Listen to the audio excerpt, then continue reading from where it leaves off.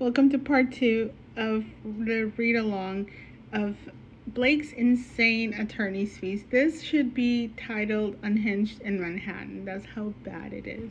So Blake Lively's saying, her attorneys are saying that Section 47.1 does not permit apportionment of defense fees and costs. They don't want to, instead of separating the cost, like specifically to one claim, like freaking Lyman had alluded to. Oh no, these people are going like, no. Because the law says no such thing, then we can charge whatever the freak we want, basically. This is the vibe that I'm getting. I'm not a lawyer, correct me if I'm wrong, but look at what it says. Section 47.1 does not limit to the recovery of reasonable attorney's fees and costs to the successful defense of one particular claim, defamation, but instead applies to the successful defense of the litigation, as in the consolidated action, right? Accordingly, apportionment of Lively's defense cost by claim is not permitted. Section 47.1 conferral of a fee-shifting right to the recovery of fees for successfully defending in the litigation distinguishes Section 47.1 from other fee-shifting statutes. Under California law, apportionment may be appropriate in other contexts, such as where a plaintiff has prevailed upon some claims but not others, or where a statute textually limits fee shifting to particular claims. For instance, in Graciano versus Robinson Ford Sales, where the plaintiff prevailed on some claims for which she was entitled to recover fees pursuant to two different statutes, the Automobile Sales Finance Act and the Consumers Legal Remedies Act, which limit recovery to causes of action brought under those statutes, unlike Section 47.1. They forget, and they cherry pick this very much so. They cherry pick this. They forget that she had to be the prevailing defendant. She's not a prevailing defendant in the consolidated action. She settled. She dismissed her own claims. And whatever wasn't dismissed by the judge, she settled. She was not a prevailing defendant in the consolidated action, only in the countersuit from Wayfair, and it's supposed to be limited to the one defamation claim. She can't be asking for money for defending herself against the other stuff that has nothing to do with 47.1. Unless 47.1 is not for victims of SA and SH, but it's about like contractual stuff.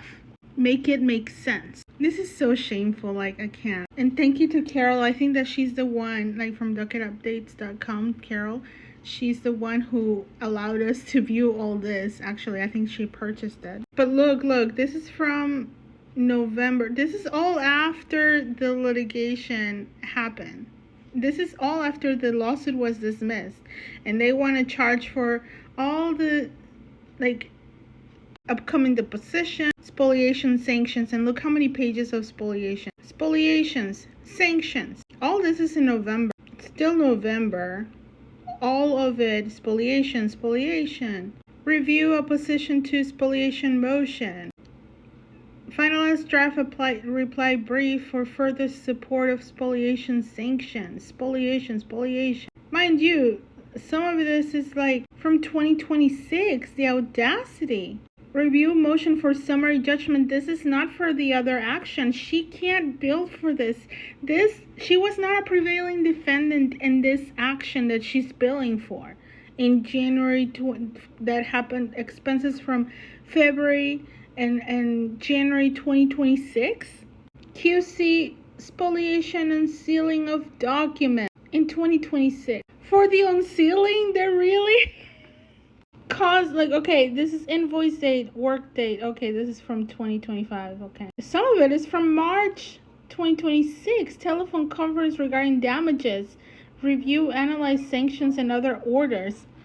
But the thing was dismissed a year after. What? And look at this, flights to New York and back, all these Uber to hotel, taxis, lunches, breakfast, hotel to breakfast, staying in the Beekman for internet, So now, like, Wayfair has to pay for their meals, travel expenses. See, the New York Times, even with their freaking audacity, the crazy audacity that they had, they only seeked 150,000 for about the same. And that is a huge corporation, the freaking New York Times. Blake's attorneys seriously do Darvo here. It's insanity. Their unhinged client cried wolf. There's no SH. The court determined there was no SH. So she cried wolf. And they racked up all the expenses, 2 freaking law firms, not just one, and are charging their meals and everything possible under the sun to Wayfair to defend a lawsuit that was dismissed in a mere months. And not only that, but it wasn't supposed to include the whole thing, only one claim, and not including the cost for Reynolds and Leslie Sloan. They don't seem to be able to separate that stuff. And they have the audacity of saying that they included the cost with a 10-15% discount. This is the most shameful work by attorneys that I've ever seen in my entire life. Because this was not meant for attorneys to recover their fees. This was meant so that the freaking victim of SH or of SA was not on the hook for all these litigation costs for missed work while having to defend themselves from a-holes that were victim blaming and trying to silence them.